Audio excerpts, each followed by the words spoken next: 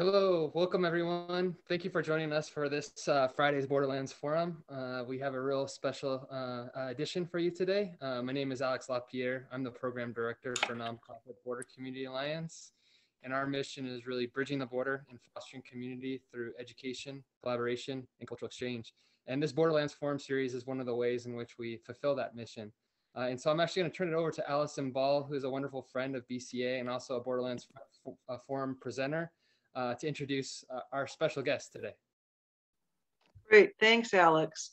I'm so happy to be introducing Katrina Spavindon to you today because Katrina grew up across 5 continents, attending school in Scotland, in Canada, in Chile, in Oman, and in South Africa. But she hails from Scotland, where she is currently based. She completed her Bachelor of Arts at the University of Toronto in Canada, and then completed a master's degree in Latin American Studies at the University of Cambridge in England. Over the past decade, Katrina has worked at shelters for homeless refugee families in Toronto and with youth engagement in Indigenous rights in Peru and in Guatemala. From 2019 until the end of last year, she was living in the Ixil region of Guatemala and working with a youth development organization, Limitless Horizons Ixil. With a particular passion for the environment and women and children, she has returned to Edinburgh, her hometown, where she currently works in fundraising and grassroots capacity building for sexual and reproductive rights and youth ecology programs. As I mentioned, Katrina has worked in both Guatemala and Peru, where she has maintained strong ties with and keen insights into the local cultures. I'm excited to hear Katrina's perspective on the topic we often discuss here at the border, root causes of northern migration from Central America. I'm eager to hear how Katrina thinks programs and projects like the educational support and soon to be school being built by Limitless Horizons Ixil can make a difference in the lives of Guatemalan youth.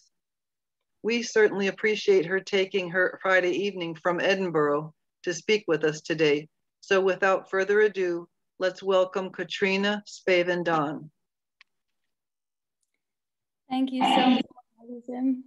And thank you, Alex, as well, and all of the team at the Border Community Alliance. Thank you also to Liz and Katie at Limitless Horizons. It's a real pleasure to be here with you today across borders. Zoom certainly makes things possible. It's a pleasure to be talking to you about challenges and opportunities, education, migration, and future prospects for Maya Ixil youth. As Alison mentioned, I'm the former international coordinator with Limitless Horizons Ixil. I spent most of 2019 and 2020 in the Ixil region of Guatemala. I'm going to come back to this photo that you see here. In describing myself and my interests and experience in this field, I wanted to take the central tenets of the Border Community Alliance's mission statement: education, collaboration, and cultural exchange. As Alison has been kind enough to share with you all, my life so far has been a process of pretty much these 3 things, living across and working across cultures and continents.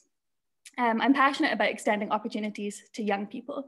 I believe that in order to do so in culturally sensitive and relevant ways, we must first identify, recognize, and tackle the challenges that youth face in their particular contexts, which is why we're going to start with the challenges and then get to the opportunities. I'll talk more in a second about listening to stories, because I believe that storytelling is at the heart of education that works, holistic education. In my undergraduate and my master's, I focused on participatory research methods to study and learn about Quechua cultural heritage and agricultural practices in Peru. This is why I've included this under education. As Alison mentioned, I've also worked in creative literacy with refugee youth in Toronto, and my focus just now is in nature education. In thinking about serving marginalized and traditionally underserved youth in Canada, Peru, Guatemala, now Scotland, I'm really keen to talk to you more about Limitless Horizons Ixil. That will be the second half of the presentation. As international coordinator, part of the role with Limitless Horizons was establishing partnerships and collaborating with other youth groups and women's rights organizations, as well as local farmers, teachers, and young people. So as much as possible, I'm going to be bringing in their stories and focusing on these networks of civil society, activist, and community groups. As you can see, I am not an Ixil person. I'm a white European ally. I'm not Indigenous, but I have witnessed the challenges and opportunities that Maya Ixil youth face on a daily basis, but I have not experienced them firsthand. So in foregrounding these stories and sharing them with you, I really want to focus on allyship, on storytelling, and on empathy, because surely storytelling is our common bond as humans. And in humanity, what makes us humans is the capacity to be able to share and listen to one another's stories. So part as well of sharing stories is understanding each other's diversity. And I think in talking about the Ixil region and in talking about Guatemala, which has 22 different Mayan languages, we must understand that Indigenous languages are at risk and endangered across the world. The Ixil language is one of those endangered languages. So I think there is power in saying the words Kamtalash to all of you. How are you on this afternoon or evening or morning, depending on where you are in the world. Today we're going to be talking about the northwestern highlands, the Cuchumatanes mountain range of Guatemala in the Quiche region. So you can see we're more or less here, below Chiapas in Mexico. The Ixil region has a population of about 150,000, made up of 3 municipalities, Nebaj, Chajul, and Cotzal. In this presentation, I'll be focusing on Nebaj, which is the largest municipality of about 70 to 80,000, and Chajul, which is the municipality where Limitless Horizons works. As you can see or imagine from the map, this is an isolated and pretty inaccessible region. It's about 7,000 feet up from sea level.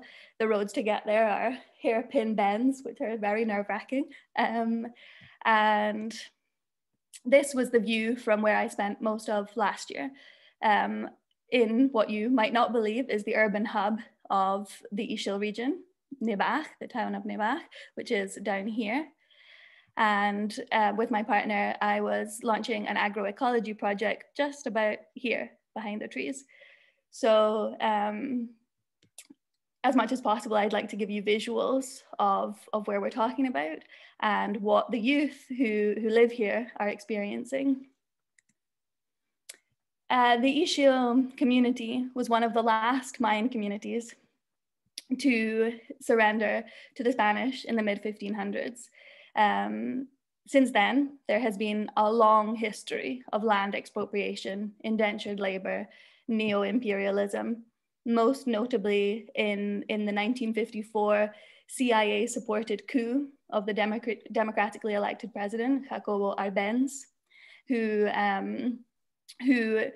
was attempting to redistribute the land to peasants in proposed agrarian reforms, which the US didn't like in terms of the impact that would have on the United Fruit Company.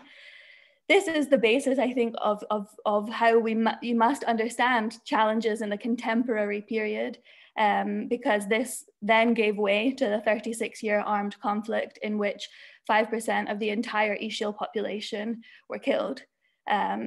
This conflict was later called a genocide.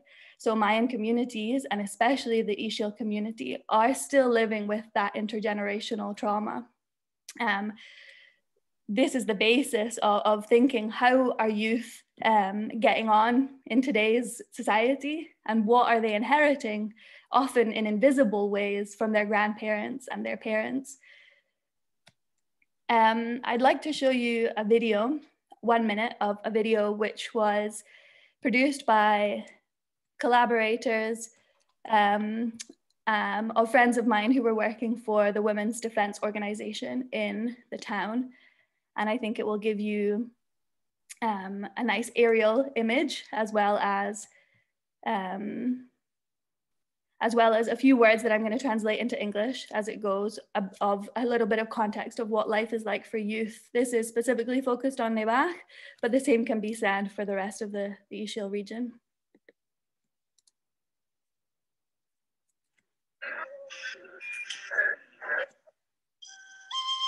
So this is Dialogues for Resilience, is the project that they were working on.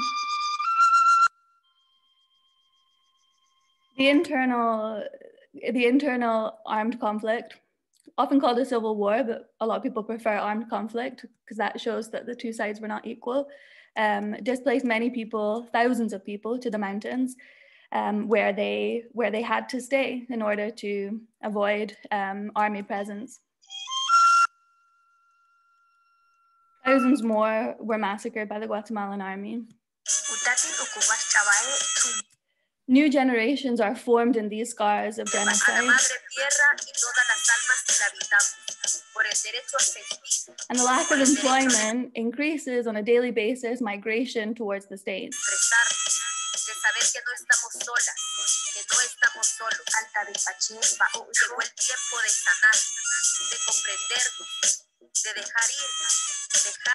This increases levels of suicide, alcoholism, and drug addiction in young people between 15 to 30. And it's definitely worth mentioning that youth suicide rates in the Ixil region are among the highest in the whole of Guatemala. The link that this video is making between youth suicide, alcoholism, and drug addiction, particularly suicide and alcoholism, and migration, is also to do with trauma. As you know, I'm talking to a community of people who I know a lot about what happens at the border, and often for those who are unsuccessful, or for those who deal with social isolation and the difficulty of living in a culture that is not their own, often without linguistic skills or the ability to have a network of support, then suicide and alcoholism increase upon return to Guatemala.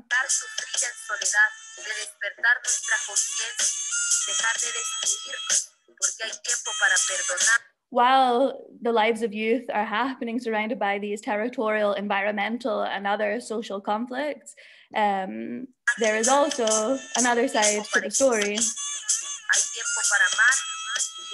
It's a history and a story of difficulty, but also one of resilience.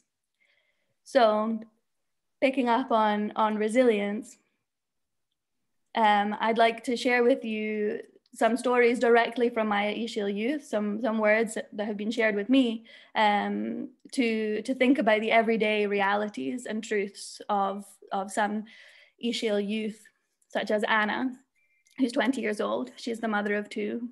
She lives more or less between two rooms with her mother, and her sister went to the States a year and a half ago. My sister went to the States, she said, so that she could pay for an extension to my mother's house, so that she could live in dignity. An extension to a house you might imagine is a nice conservatory or something, but it is not that. It's the ability to have one's own space in very cramped quarters. Mash, in fact, it's Ixil Tomas Mash, is 22 years old. He's a carpenter.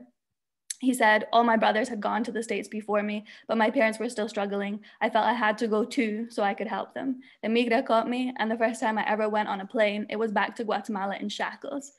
He was almost in tears, telling me, I'm not a criminal. I'm not a criminal. Why was I in shackles? I wanted to look out the window, but I was too distressed at what I had experienced there. And I never want to go back now, even though his brothers are still there in the States. Eliseo says, there are no jobs here.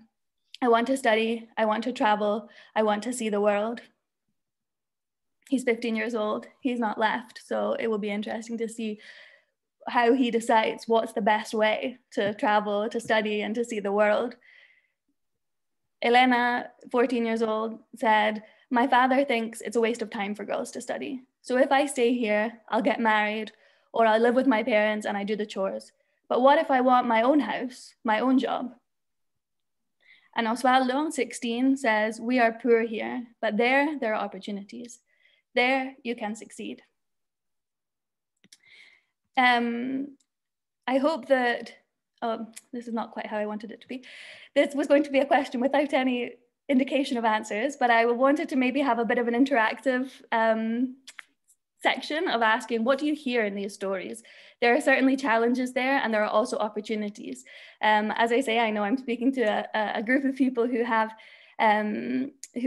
experience of the border region, and who have undoubtedly had your own maybe similar conversations with migrants.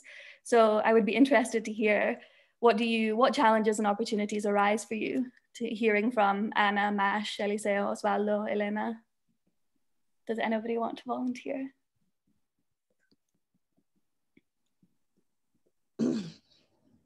Well, I can say from interacting with people in Central America that are at the San Juan Bosco migrant shelter, that you often hear stories like this. And it's really important to underscore the fact that, you know, it's not a choice that's made easily. Some people may suspect it's not like a flip of the coin. It's something like you really kind of underscored, Katrina, is about dignity, is the why they're going. So. Yes, yeah, thank you, Alex. I think, as you say, it's very important to think of this idea of dignity, and especially for youth and children who have grown up in environments in which going to the States is a process that has been taking place across generations. So young people grow up with this idea that this is a difficult life that I'm living, but there is a possibility of something that I don't know about, and I don't quite know if it's going to be better, but there is the idea that it will be.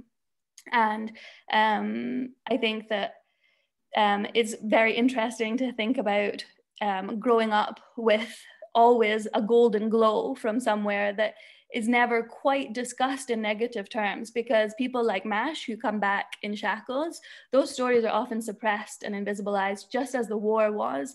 So there are invisible stories that are inherited across generations that cause trauma in people that is then not necessarily talked about in wider society. So perhaps we can hear from Elena the influences of patriarchy and her search for empowerment and gender equality. We can hear from the other youth about the lack of opportunities to study. Eliseo thinks that perhaps he would be able to get into university in the States, and nobody has told him that in fact might be a very difficult process if he were to migrate without documentation. So he aspires for a different way of life. There are family pressures. There's the idea of a rite of passage if previous generations have gone and have been able to support their families with increased economic stability. And then there's also something which I find very interesting, because Guatemala really introduced me to ecological principles and practices, that there is an ongoing process of rejecting subsistence agricultural traditions, and an idea that entrepreneurship and that economic success is the future and is progress, which is in fact a process that is happening across the world, in the States and in Scotland, and is something which is worsening. I'm going to speak in a second about the impacts of the current moment of the climate crisis, but I'd like to ground that in thinking about what is this daily reality. We've had some of the kind of qualitative aspects of people's stories and people's voices, but I think it's also good to have some of the numbers and the facts and figures. Less than 25%, less than a quarter of 13 to 15-year-olds continue their education past primary level in the region. So that's, you know, junior school. That means the majority of teenagers that you meet will have had maybe 6 years of education. And that's not necessarily because they don't want to continue, but it's also because education is expensive. Even the public schools at middle school and high school level cost something.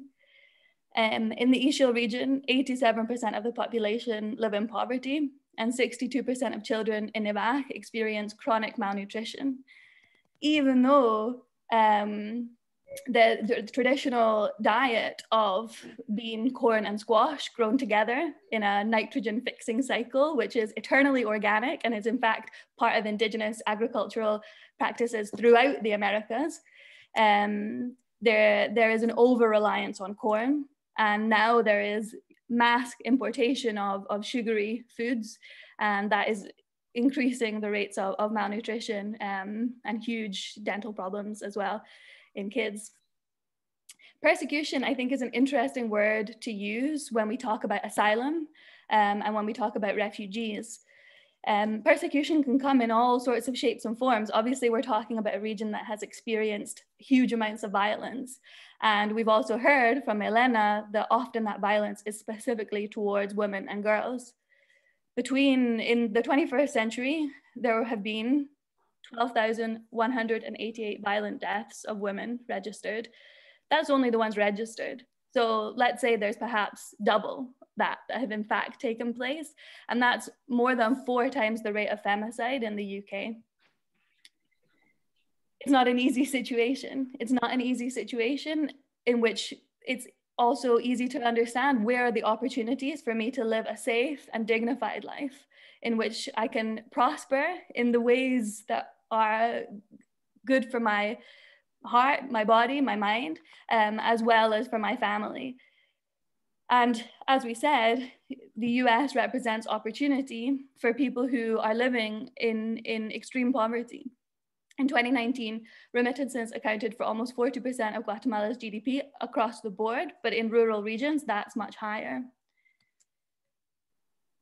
So in thinking about food security, I think it's also important to have these images of the marketplace and women making tortillas, which are the basis of the diet in the region, and they're made from corn, which you can see in the bottom left-hand corner.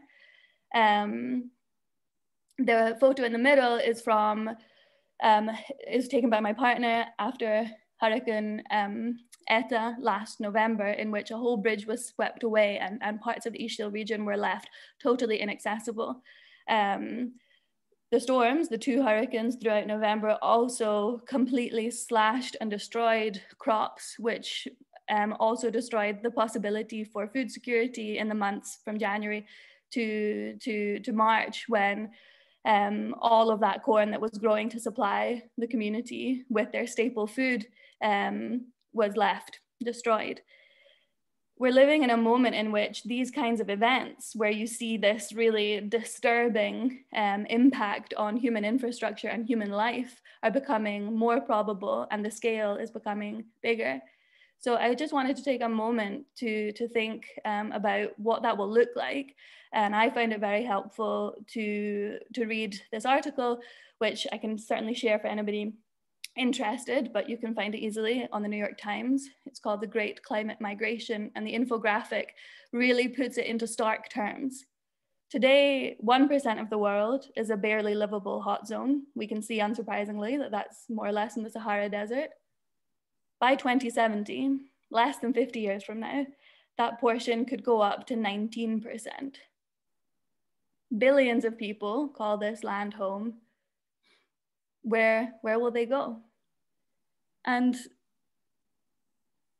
the globe is meant to turn, which it did when I last showed it, in which you could see that Guatemala and the region that we are specifically talking about is one of these red zones. However, the globe is not turning just now, so I'll just go down, and you can see that to illustrate these changes that are happening to our earth, Indigenous Guatemalans are shown with their destroyed corn crops. And images like this of corn which doesn't provide for the families who are reliant on this for their diet is demonstrating exactly what families are living with there, and the fear of not being able to provide for kids and put food on the table. So poverty in the region is 93% of the population. So that's people living on $2 a day or less. And if you're living in this kind of environment in which roads are swept away and education services are limited and often inaccessible, too expensive, if you see a card such as this, which is one that I found on the ground and is often passed out to people on the street there, I wonder what you would do. This says, United States, We take people to the States on special finance trips, guaranteed with expert guides. If you don't have a relative, don't worry. We cross different borders. For old people or young people, for men or women with their children. And it's very common for people to be handed this. So if you're Elena or Eliseo or Osvaldo and you're living with these daily challenges and you think, oh, there's a possibility of something better. Everybody's always told me that the US offers possibility, that my family could do better, that maybe I can get an education, that maybe I can support the next generation, and maybe I'll get away from the storms and have food on the table. I think having a card like this and having somebody hand it to you with a phone number, you'd probably be sorely tempted to take them up on it. Thinking of storytelling and thinking of amplifying the voices of people who do have that lived experience on the ground, I'd really like to share with you some words of Odilia, who is the school director of Colegio Horizontes, which is the new school of the NGO Limitless Horizons Ixil. She had a lot of things to say when I told her I was doing this presentation, so I don't think I'll necessarily read all of this, just in the interests of time and thinking that there might be questions. But she did say economically, migration has had a positive impact. Remittances, thanks to remittances, the majority of rural communities have found a way to progress. Obviously, there's lots of different ways of thinking about what is progress. However, there does come the bigger risk that boys and girls abandon their studies and become more interested in generating economic resources. The other negative effect is family disintegration and the lost ancestral value of family union. Odilia is a university graduate. She is holding down, writing her thesis, having a full-time job, establishing a school from scratch, training teachers just now, and also she's a mum. She is truly a very inspirational woman. She, for her son, hopes that he has access to quality education, which is sorely limited in this region. And she says that in the face of the abandonment and the indifference of the Guatemalan government, the work of NGOs is causing a very big and important impact, an impact which, in the long run, represents sustainability, female empowerment, a change of perspectives, and diverse opportunities. She hopes that with the establishment of the school, opening next year, that within the next 10 years, there will be a new generation of leaders that don't need to leave their home to improve their life conditions, but rather are critical, competent, and proactive people in the Ixil region who recognize the importance of education to create a better life quality. Limitless Horizons Ixil has the mission of creating opportunities for Indigenous youth, women, and families of Chahul to develop the academic and professional skills needed to effect change in their community. There are three main programs of LHI. The central one is the Youth Development Program, which over the past 16 years has supported over 200 youth, 2/3 of whom are girls. This includes scholarships, wraparound services like mentoring, tutoring, workshops, and really importantly, during the time of the pandemic, psychological sessions as well. Over the past year, our staff psychologist has been offering phone check-ins and dealing with a lot of the issues that arise for all of us, but especially in these circumstances in which existing challenges are exacerbated by being under lockdown, not having access to your classes, limited internet connection, so that learning anything at all is really quite a challenge. Yeah, the pandemic has not been at all easy for our team or for the youth that we support. However, I'm gonna skip past that one for now. The programs are still taking place, and the development and support for youth in the Ixil region is ongoing with LHI. Another program which is burgeoning all the time is the Emerging Leaders Program. As we can see from the youth that we heard from earlier, having opportunities in the future and knowing that there are prospects and possibilities is really important. So for young people in Chahul, being able to have one-on-one mentorship, professional skills workshops, CV writing, and peer support as well, to hear from people who have gone through the same process and managed to get to university. Maybe, and for many of them, the first in their families to finish middle school, and also the first to go to high school and get into university.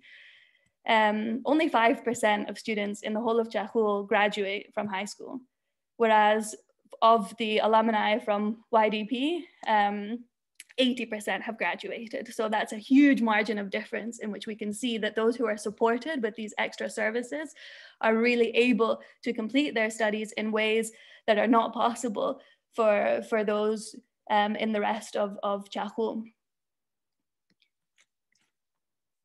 The third program, which is of particularly close to my heart, is the Saber Sin Límites, or Limitless Knowledge Community Library, in which there are over 9,600 books, which is really quite incredible, around 500 active members, and classes offered in science, in English, reading, also Ixil Spanish bilingual cultural hours, story hours every week. And generally an atmosphere of play and learning and creativity. It's a very heartwarming thing to see children lining up to get in and be able to share in these services. Obviously also during the pandemic that hasn't been so easy, but there has been some socially distanced book lending and other support through the local radio. Community radio is really important in Indigenous communities throughout Guatemala. And these are the first generation of kids to be able to read and write. Nearly half of parents are illiterate, and only less than a quarter completed elementary school. So this is a really essential service to create that change at grassroots level. So thinking about the kind of wider context of Chahul and the fact that these are additional services offered for youth who are attending the local school. This is the local school, it's called San Gaspar. Schools represent a variety of challenges there, particularly for girls. Safety is a particular concern, given that 9 out of 10 teachers are men.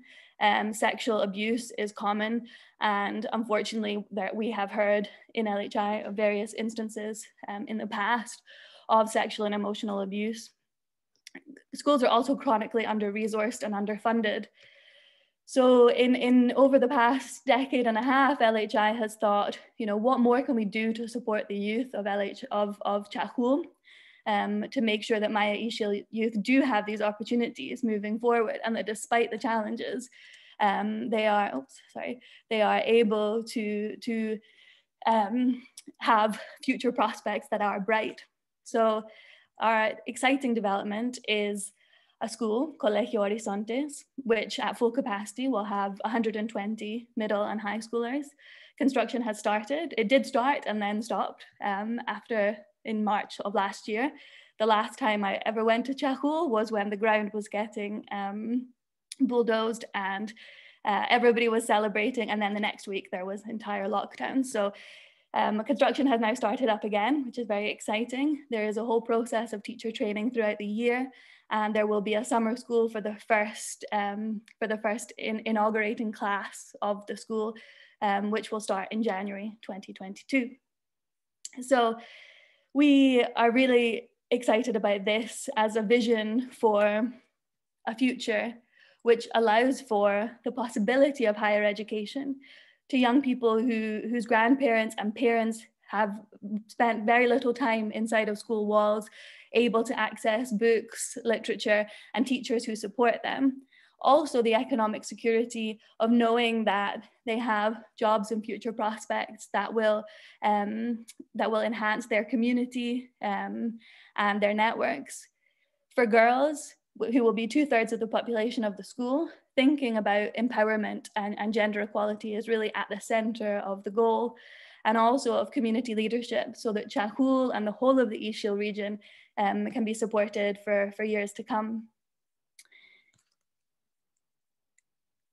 The future can look more and more like this. It is possible that there will be girls with their backpacks going to school, feeling confident, feeling positive and feeling as though they're going to spaces that are safe, and that a few years after that, they will be there walking towards their futures, often in university classrooms with critical thinking and creative literacy skills, in a school that is geared towards those outcomes, with their diplomas in their hands and smiles on their faces.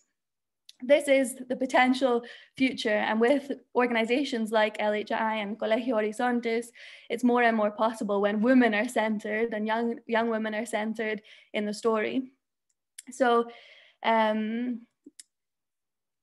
moving from this vision of education and women's education, I also want to end on some visuals of my own personal project, which, with this belief in female empowerment and youth and children at the center of their own decision-making, thinking about regeneration and thinking about ancestral traditions that have flourished over millennia being safeguarded for future generations. While I was working with LHI during the week, on the weekends, I was working with kids to regenerate the earth, regenerate the ecology and the ecosystems of the Ixil region. And these are some of my favorite photos of that process, to really think about what is community growing. When kids' connection to the land is broken, what else is there? How do we eat? And where do we live and work and play? How do we do so with respect and care and humility? Without a bond to the land and to its wisdoms, how do we learn from those who lived before? So thank you, gracias, and tantiush in the Ixil of Chahul, or tantish in the Ixil of Nebach. There are lots of regional varieties. I've left my email address here, and I'm more than happy to be in touch to send any references or any more information about the school. LHI is in the fundraising process for the school, which is ongoing, and there's a lot more information that I would be very happy to share about the future of Maya Ixil youth and LHI's part to play in that. So ending on one more Ixil phrase, which I'm not quite sure I'll be able to pronounce exactly right, but I'm going to give it a go. Which is have a good day. Thank you very much for your attention, and thank you for having me.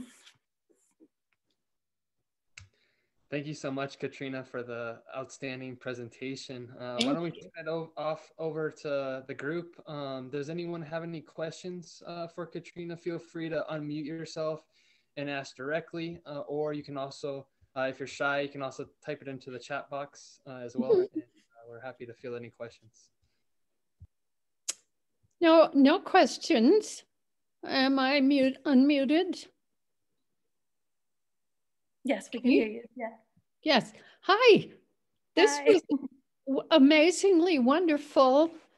It was such a gift to see what you're doing in this region. I've spent a bit of time in Guatemala teaching comadronas. Around Zacatepecas, those areas. And I also have a friend here in Santa Fe who he and his brothers lived through the military war and left Guatemala and are living here in Santa Fe now. The most impressive thing is how he spoke of their life there before the military slaughtered half of his village. They escaped to the mountains. He said life was so wonderful because living here, he knows we have to irrigate, we have to water to grow anything. And he said there it was so beautiful that in the night, the clouds would come in and water the fields. And in the morning, when the clouds burned off, everything was watered. Their life was really quite wonderful. Now with climate change and other problems, the difficulties are immense. I think the work you're doing is fabulous. I'd love to stay in touch with you. Thank you. Thank you, Jen. Thank you. I'd also just like to, but I would love to receive other questions, but Heather, thank you for being here. I hadn't realized you were on the call, so it was lovely to see your face at the end. Heather and I worked together. Heather also worked for Limitless Horizons and is now based in the States. But if you would like to hop in and add anything that I might have missed out, I'm delighted that you're here. And Heather also has a lot of experience of LHI and the Ixil region. So yeah, great to have you here. Thank you, Heather. My pleasure to hop on the call, and it was lovely to hear more about some of your outside of LHI experience too, but I think you did a very great job summing it up. So here to help with any questions if anyone has anything as well, but great job.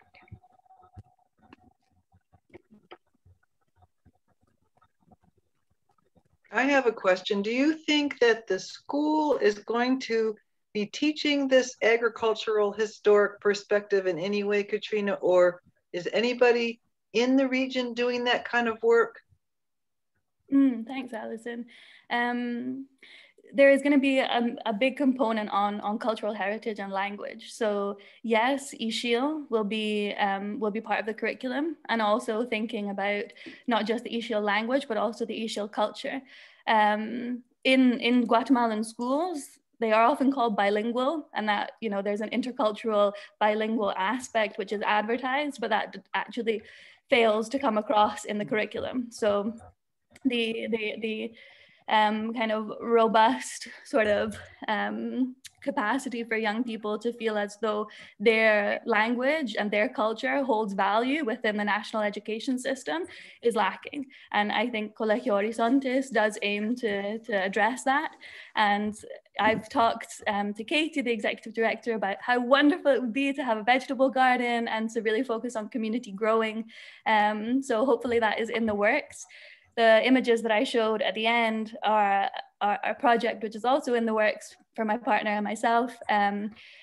We haven't seen very much evidence of people really returning to the ecological principles that are at the heart of the Ixil culture. And our goal is to really bring that into to the education of young people in the region so that they can have access to knowledge which has been transmitted through generations and wisdoms that are very much at the core of Ixil cosmovisions. So it's in the works. The LHI and associates such as myself are really hoping to bring that forward.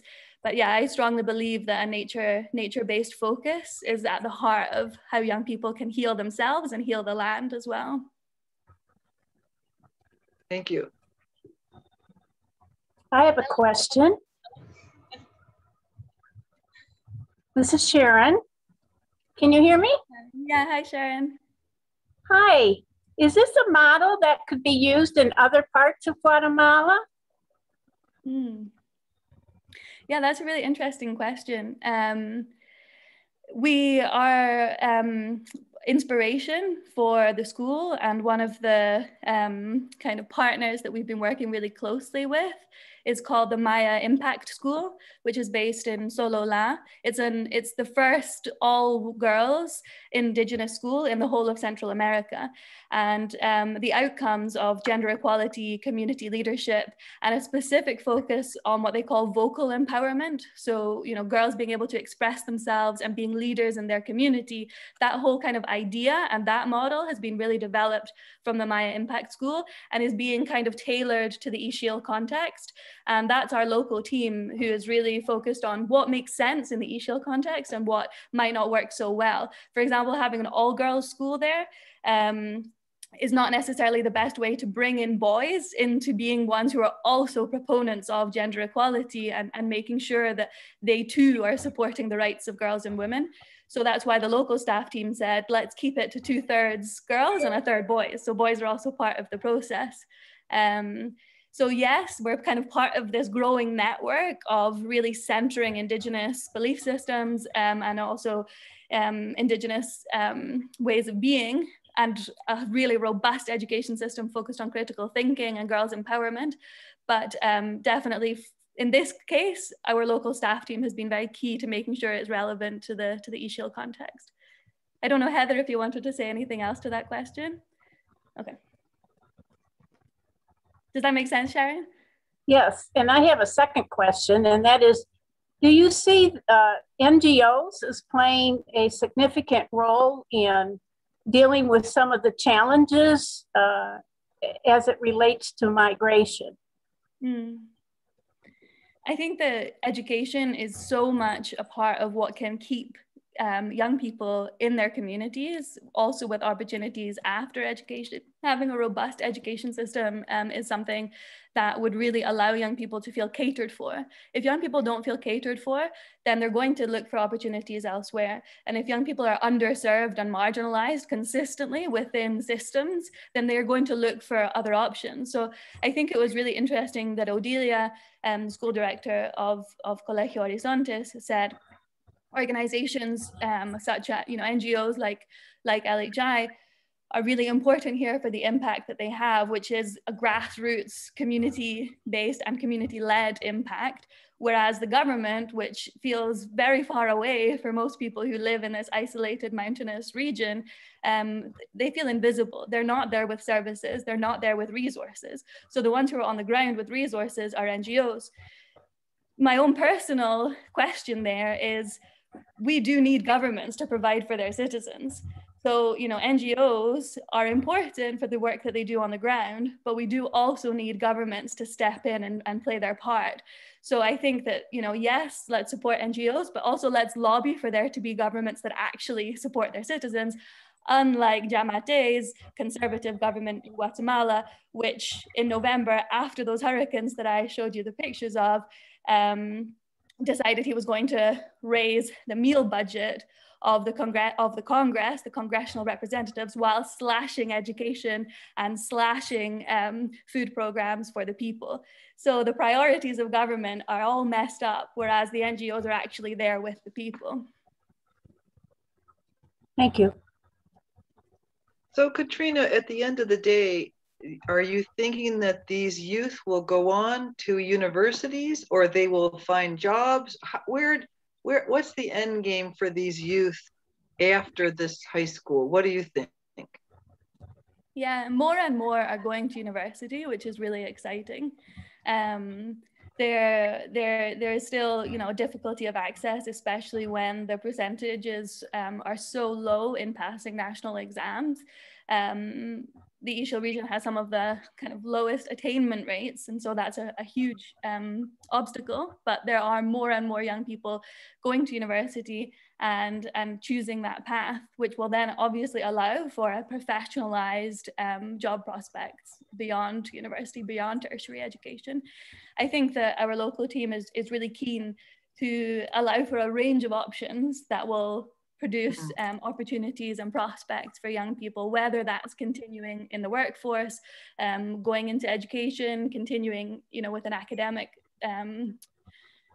field. But I think that probably there are more young people who are continuing with work. However, the percentages of young people who are having for the first time in mind the possibility of tertiary education is really exciting. And there are lots of there's lots of different campuses of the National University, which means that it can be more accessible. Like there is the National University, the USAC, there's a campus of that available in Nebach, which means that it's slightly more possible for young people to actually get to universities that don't involve them traveling across the country. It's an interesting question in these particular times because all classes as across the world are online. So I don't think I said in my presentation that Save the Children has said that 9.7 million children across the world might not go back to school after COVID. These are kids who in inaccessible regions without the resources that they need, they don't have access to the internet. And so then they're spending all day trying to connect to classes, whether or not they're going to be able to finish university or school when they don't have access to learning materials or to any teacher-student time really is a big obstacle at the moment, because that will define, unfortunately, the future of a lot of young people who might have had it in mind to go to university, but now living through COVID, it might make it really that much harder. Good, thank you. Katrina, thank you again so much for this presentation. What I wanted to mention is that, you know, the only other kind of ground level information that we've gotten from Guatemala, you know, oftentimes we see the kind of the end result of this migration here at the border, right? And, you know, it's often on the news, it's, you know, frequently on the news, but we don't really get to see a sense of what's going on in Guatemala and what's driving this migration. So I just wanted to thank you for being on the boots on the ground for doing that. The last time I recall hearing something that was so clear and succinct and paints you know, a picture of what the reality is was when we had a breakfast on the border event where we had actually the Consul General, the U.S. Consul General of Nogales. She had served previously as the head security officer at the U.S. Embassy in Guatemala. And just the words that she was able to share was probably next to yours, was probably the only clear information that I've got in this 2 or 3 year news cycle regarding this Central American migration into the United States. So I just wanted to kind of point that out and you know, to thank you for sharing, and maybe if you have any suggestions of how we can better you know, be that kind of speaker box to get your guys' message out further. We're definitely recording this and we plan on putting it on our media platforms and social media, but I think, you know, what you're describing needs to be told louder and more often and more frequent, and so I just wanted to make that comment.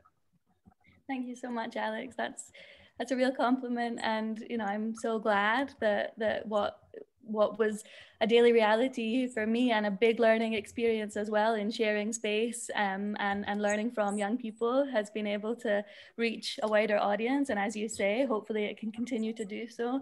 LHI is doing a whole series of presentations at the moment to really tell as many people as possible about this school and the wonderful work that it's going to do. So would love to include all of you in that network and, you know, invite you to learn more about the school and, you know, find a way to support if you feel so inclined, and hear more stories from our local team who are inspiring, like Odelia. So yeah, definitely keen to share, and I had my email there. I'm going to just pop it in the chat as well in case anybody missed it. And also say that I think Michaela might have had a question. Are you still there, Michaela?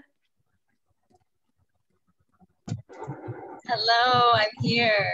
Can you hear me okay? Yeah. Awesome. Thank you so much for that really rich and thoughtful presentation. I'm here with Jordan and we're both just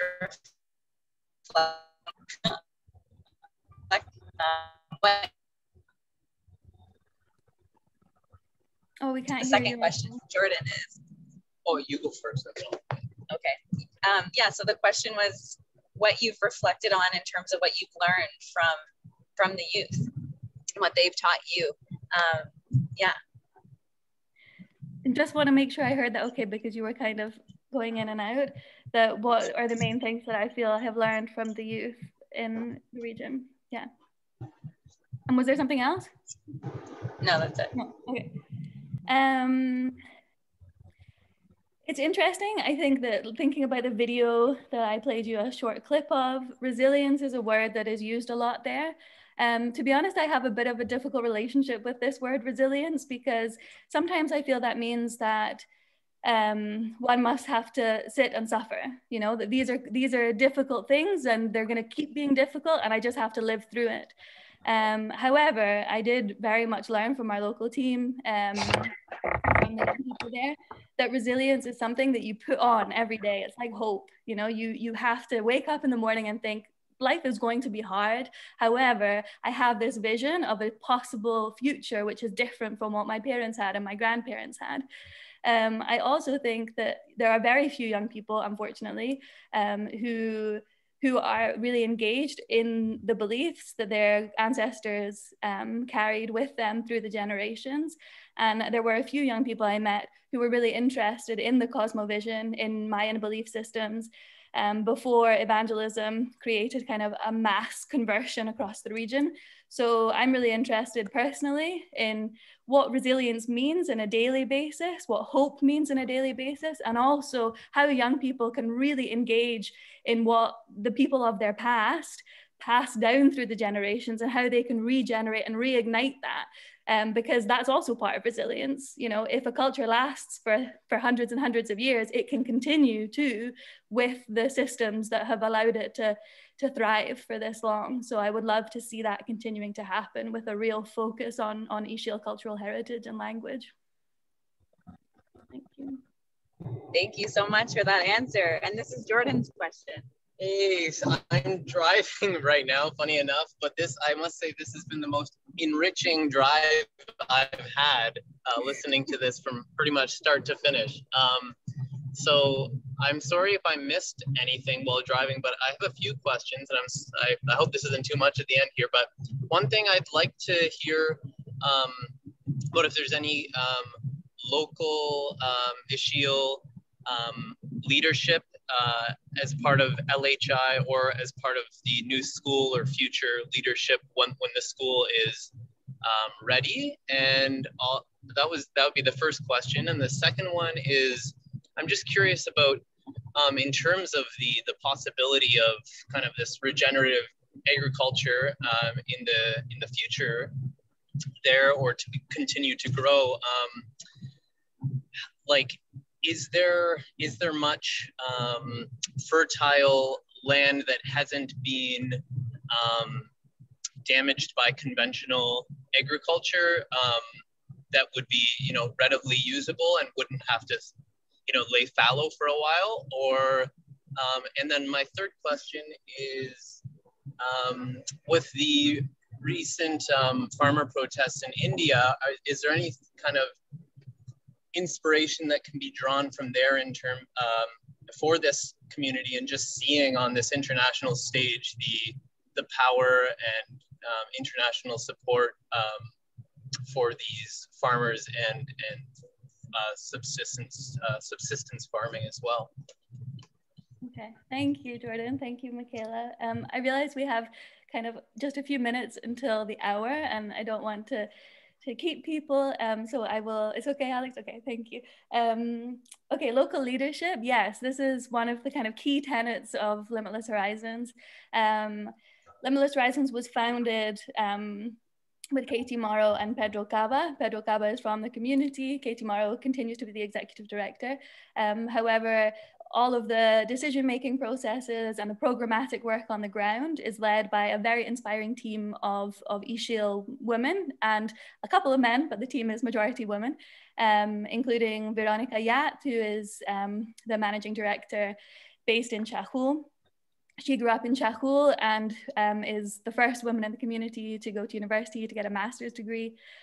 She is a formidable woman. She is sometimes a bit scary, but absolutely powerful and amazing. And everything she does for the community is very much grounded in local leadership, in the knowledge and experience of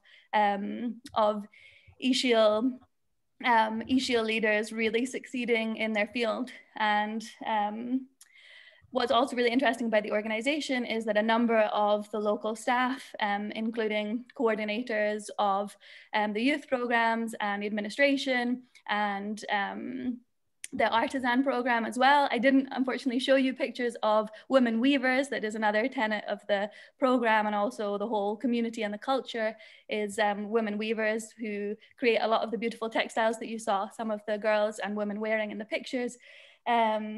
And they are all actually graduates of the program. So they went through the youth development program and then went to university and are now working as part of the LHI team. So it's a really inspiring thing to see what LHI has done for the community and how that is now actually kind of part of the cycle of the work that is being done on the ground. In terms of regenerative agriculture,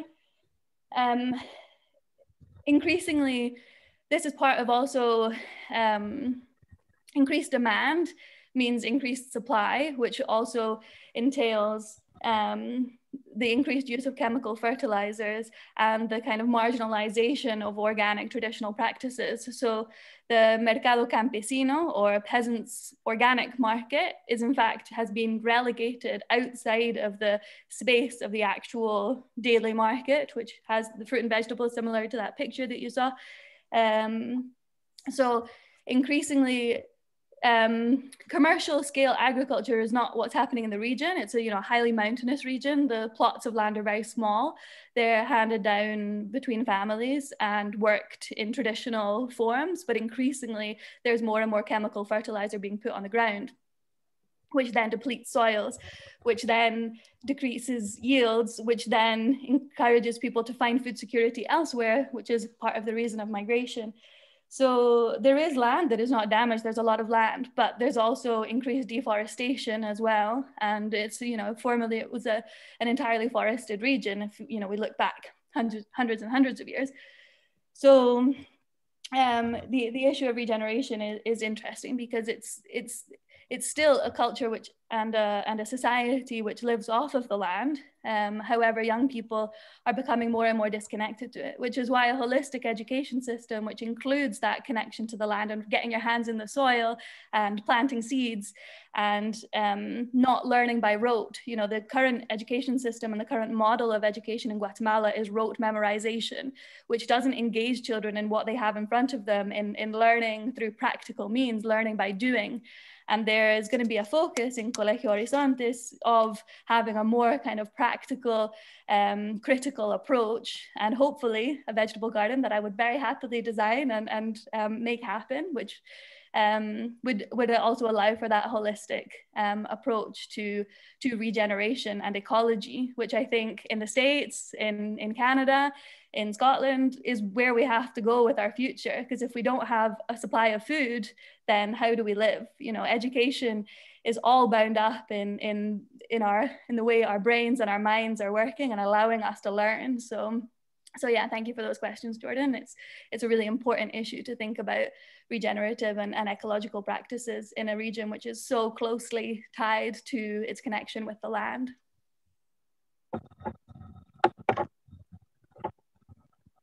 Well, I think that's a great note to leave off on. Thank you again to Katrina, especially for joining us at such a late hour on the UK time zone. I think you're at 11 o'clock probably right now. I feel really buzzed now, though. I think I'm just going to stay up all night.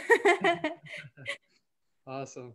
Well, thank you again so much. And thank you all for joining us today at this forum. We'll be uploading it onto our YouTube and Vimeo platforms, and we'll send the links once that is available. Again, thank you again so much and have a wonderful weekend.